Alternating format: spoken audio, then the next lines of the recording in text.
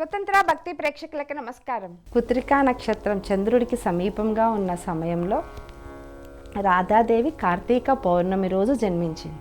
అందువల్ల ఇది ఒక విశేషమైతే, ఈ రాధ అంటే కృష్ణుడికి ఎంతో ప్రాణం. ఆమె కూడా సాక్షాత్ లక్ష్మీ స్వరూపమే కదా. ఆయనకి చాలా ఇష్టం ఆ రాధాదేవి అంటే. ఆమెతో కలిసి ఆయన ఆడేటువంటి నృత్యం, ఆమెతో పాటు మిగతా గోపికలు గోపబాలరు అందరూ ఉంటారు, కానీ ఆయన రాధా గోపికలతోనే ఈ నృత్యం చేస్తారు. అందువల్ల దీనిని రాసలీల అంటారు. ఈ నృత్యం కూడా ఎలా చేస్తారంటే, మధ్యలో శ్రీకృష్ణుడు ఉంటారు, ఆయన చుట్టూ గోపికలు ఉంటారు. ఎంతమంది గోపికలు ఉంటారో అంతమంది గోపికలతో కృష్ణుడు నృత్యం చేస్తాడు. మరి ఆయన భగవంతుడు కదా, సాక్షాత్ మామూలుగా మనలాంటి మనిషి కాదు కదా. ఎంతమంది గోపికలు ఉంటారో అందరితోనూ చేస్తారు. ఈ నృత్యం చేయటంలో గోపికల్లో కూడా ఉన్న ఉద్దేశం ఏంటంటే, వాళ్ళకి ఆ బృందావనంలో ఎక్కడ ఏ వస్తువుని దేనిని చూసినా వాళ్ళకి కృష్ణుడిలానే కనిపిస్తాడు. వాళ్ళందరికీ కృష్ణుడు అంటే అంత ఇష్టం. కృష్ణుడి మీద అనన్యమైనటువంటి భక్తి. ఆ భక్తిని వాళ్ళు వ్యక్తం చేయటానికి ఒక్కొక్కరు మనకి నవవిధ భక్తులు ఉన్నాయి. 9 రకాల భక్తి మార్గాలలో వాళ్ళు నృత్యాన్ని ఎన్నుకున్నారు. నృత్యం ద్వారా వాళ్ళు భగవంతుడికి వాళ్ళ సేవని అర్చనని వాళ్ళు చేసుకుంటున్నారు. నృత్యం ద్వారా భగవంతుడిలో ఏకమైపోదామనుకుంటున్నారు. ఈ రాస పౌర్ణమి రాసలీల అనేదంతా ఆధ్యాత్మిక భావనకి సంబంధించినది. ఎట్లా అంటే, నిస్వార్థంగా మాలో భగవంతుడు, అన్నిట్లో భగవంతుడు అన్న భావనతో వాళ్ళు లీనమయ్యి ఈ లోకాన్ని మర్చిపోయి కృష్ణుడిలో మమేకం అవ్వడం కోసం వాళ్ళు చేసేటువంటి ఆధ్యాత్మికమైనటువంటి నృత్యమే ఈ రాసలీల. ప్రతి వస్తువులో, ప్రతి జీవిలో, ప్రతి ప్రాణిలో కూడా భగవంతుడు ఉన్నాడని నమ్ముతూ వాళ్ళు ఆ నృత్యాన్ని చేస్తూ ఉంటారు. రసమయం అనేటువంటిది మనం భావమయం, రసమయం అనేది వింటూ ఉంటాం కదా, అది అంతా ఈ గోపికలు చక్కగా ఆస్వాదిస్తూ ఉంటారు. అంత ఆస్వాదిస్తూ ఆనందంతో లోకాన్ని మర్చిపోయి, చుట్టూ ఏం జరుగుతుందన్న విషయాన్ని కూడా మర్చిపోయి కృష్ణుడి కోసం, కృష్ణుడిలో లీనమవ్వడం కోసం చేసేటువంటి నృత్యం ఆ రాసలీల. అది కూడా పౌర్ణమి రోజే చేస్తారు వాళ్ళందరూ.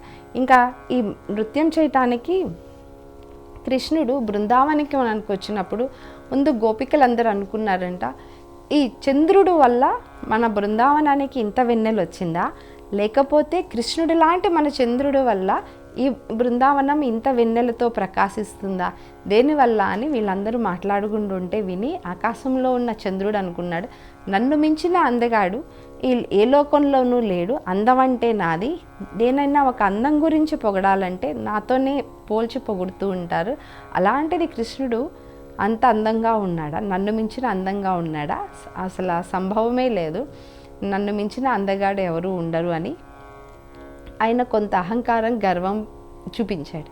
అయినా ఒక్కసారి చూద్దాం, నేను అందగాడనో కృష్ణుడు అందగాడో అని చూద్దామని ఆకాశం నుంచి భూమికి దిగి వచ్చాడు. అక్కడ గోపికలతో ఉన్నటువంటి కృష్ణుడిని చూసి, కృష్ణుడి ముఖార విందాన్ని చూసి ఆయనకి ఏం మాట్లాడాలో అర్థం కాక తన్మయానికి లోనయ్యి తర్వాత కొంతసేపటికి సిగ్గుపడ్డాడు. ఇంత కృష్ణుడిలో ఉన్నటువంటి ఆ అందాన్ని, ప్రేమమయమైనటువంటి ఆ అందాన్ని, ఆనందాన్ని చూసి, నాకు ఉన్న నేనే అందగాడిని అనుకుంటే నన్ను మించిన అందగాడిలో ఈయనని మించిన వాళ్ళు ఎవరూ లేరు, నేను చాలా అహంకారపడ్డాను, నా అహంకారాన్ని ఈయన చెడగొట్టాడు, ఇంత నేనే అందగాడినని నేను భావించడం ఎంత సిగ్గుమాలిన పని అని అనుకుని ఆయన సిగ్గుపడతా కృష్ణుడి పాదాల మీద పడి 10 ముక్కలుగా అయిపోయాడు. అప్పుడు కృష్ణుడు అన్నాడు, ఈ 10 ముక్కలు కూడా నా 10 వేళ్ళు అవుతాయి, నువ్వేమీ బాధపడకు, నువ్వు చేసిన తప్పు నువ్వు తెలుసుకున్నావు, ఇక్కడ కావాల్సింది శారీరక అందం కాదు, మానసిక అందం. ఆ అందముతోనే మనసు ఎంత ఆహ్లాదంగా అందంగా ఉంటుందో అప్పుడు మనం కూడా మన శారీరకంగా కూడా మనం అందంగా కనిపిస్తాము. అవి మనసు ఆహ్లాదంగా ఆనందంగా లేనప్పుడు మనం ఏ రంగులో ఉన్నా కూడా మనం అందంగా కనిపించమని చంద్రుడికి చెప్పి ఆయన జ్ఞానబోధ చేసి, అందం అనేది శరీరంకి సంబంధించింది కాదు, అది మనసుకు సంబంధించింది. ఆ మనసుకు సంబంధించింది మనకు అంత బాగా కావాలంటే ఎంత ప్రేమ, భక్తి ఇవన్నీ కావాలో అవన్నీ ఆయనకి గోపికల్లో ఎంత ఉన్నాయో చూపించి ఆయనకి నేర్పించి పంపించాడు. ఇవన్నీ పౌర్ణమి రోజే జరిగినాయి. అందుకని దీనిని రాస పౌర్ణమి అంటారు. ఇక్కడ కృష్ణుడు కూడా చూడండి, అందరిలో ఉన్నాడు, అంతా ఉన్నాడు, కానీ ఏమీ అంటకుండా ఉన్నాడు. ప్రతి ఒక్క గోపికతోనూ నృత్యం చేశాడు, మధ్యలోనూ నుంచున్నాడు. అందరిలో తాను, అన్నిట్లో తానుగా ఉండి ఏమీ అంటనటువంటి ఒక భగవంతుడి రూపంగా కూడా ఉండి అందరినీ అల్లరించి మురిపించి భక్తులని తన రాసలీలలతో తన్మయంలో గురిచేసి వాళ్ళకి మోక్షాన్ని ప్రసాదించినటువంటి మూర్తి. అంతటి భక్తి భావనని గోపికలలో ఉంది కాబట్టి వాళ్ళందరూ ఆ కృష్ణుడి సేవ చేసి కృష్ణుడితో రాసలీలలాడి ఆయనలో లీనమైపోయారు.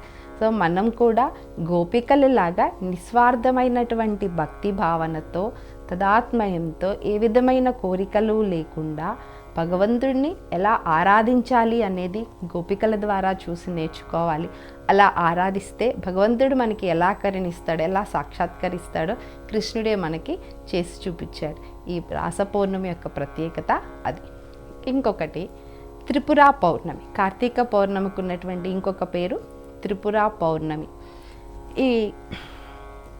ఇప్పుడు దాకా కృష్ణ సంబంధంగా చెప్పుకున్నాం, ఇప్పుడు శివ సంబంధంగా చెప్పుకుందాం. సో ఒక్క పౌర్ణమిలో ఎంతమంది దేవీ దేవతలు ఉన్నారో, ఎంతమంది ప్రత్యేకతలు ఉన్నాయో కదా.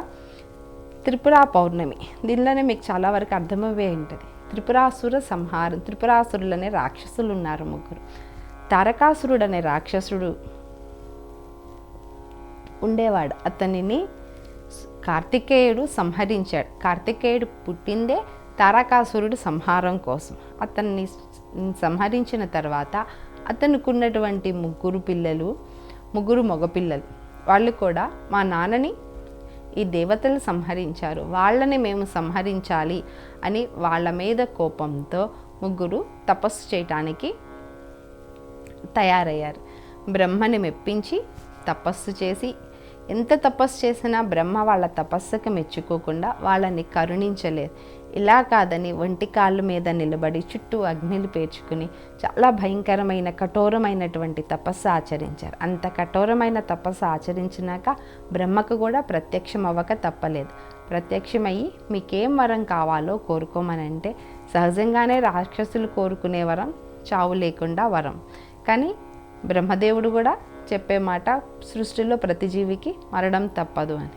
ఈ మాట అంటే సరే అయితే మేము ముగ్గురం ఒక కోరిక కోరుకుంటాం, మేము ముగ్గురం 3 పురాలను ఏర్పరచుకుంటాం, ఆ 3 పురాల్లోనే మేము విహరిస్తూ ఉంటాం.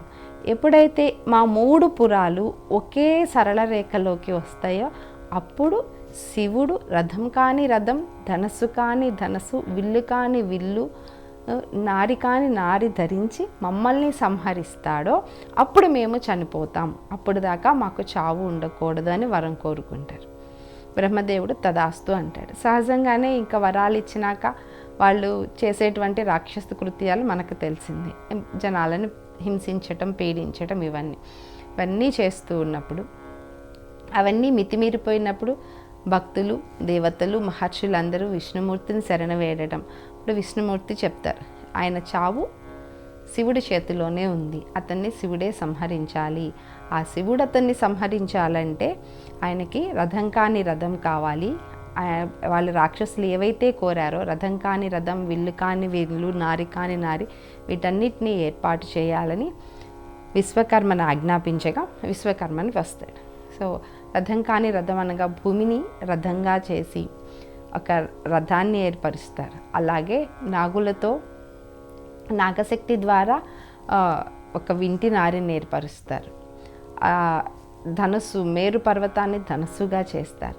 వాసుకిని బాణాలుగా, నాగశక్తిని గుర్రానికి పగ్గాలుగా ఏర్పరచుకుంటారు. వాసుకిని వింటినారుగా ఏర్పరుస్తారు. నారాయణుడు బాణంగా వస్తాడు. బ్రహ్మ రథసారథిగా వస్తాడు. వీళ్ళందరూ ముగ్గురు రాక్షసుల్ని సంహరించడానికి శివుడికి వీళ్ళందరూ సహాయం చేస్తారు. వీళ్ళందరి సహాయంతో శివుడు రాక్షస సంహారానికి బయలుదేరుతాడు. ఇంకా భగవంతుడే తలుచుకున్నాక అవతల దుష్ట శిక్షణ జరగకుండా ఉంటుందా? వీళ్ళందరి సహాయంతో యుద్ధానికి వచ్చి అక్కడ యుద్ధం చేస్తూ అతన్ని ముగ్గురు ఒకేసారి ఒకే సరళ రేఖలు 1 నిమిషం సేపు ఉండగా శివుడు బాణం సంధించి వాళ్ళ ముగ్గురిని సంహరిస్తాడు. అదంతా జరిగిన రోజు కార్తీక పౌర్ణమి రోజు. అందుకని ఈ కార్తీక పౌర్ణమిని త్రిపుర పౌర్ణమి అని అంటారు. అంటే రాక్షస సంహారం జరిగిన రోజు. అంటే మనలో ఉన్నటువంటి చెడు ఆలోచనలు, ఇక్కడ ముగ్గురు రాక్షసులు అంటే మనలో ఉండే సత్వగుణం, తమోగుణం, రజోగుణం. సో అందులో సత్వగుణం ఒక్కటే మంచిది, మిగతా రెండు మనకి చెడుని కలిగించేటువంటివి కదా. మనలో ఉండేటువంటి చెడుని సంహరించేటువంటి చెడును తీసివేయటానికి ఈ పౌర్ణమి నుంచన్నా ప్రయత్నం చేయండి. అంటే ఈ 15 రోజులు భగవంతుడిని ఆరాధన చేస్తూ ఎంతో కొంత మనలో మార్పు అనేది వస్తుంది కదా. ఈ పౌర్ణమి రోజు శివునికి ఆరాధన చేస్తా మన మనసుని నిశ్చలంగా, నిర్మలంగా మంచి పనులు చేయడానికి సహకరించమని భగవంతుడిని వేడుకుంటా ఆ మంచి వైపు అడుగులు వేయమని సూచించడానికి భగవంతుడు మనకి ఇస్తున్నటువంటి సందేశం ఈ త్రిపురాసుర సంహారం. ఈ త్రిపురా పౌర్ణమిలో ఉన్నటువంటి ఉద్దేశం కూడా అది. ఇది కార్తీక మాసంలో కార్తీక పౌర్ణమికి ఉన్నటువంటి విశిష్టత. స్వతంత్ర భక్తి యూట్యూబ్ ఛానల్ ని సపోర్ట్ చేయండి.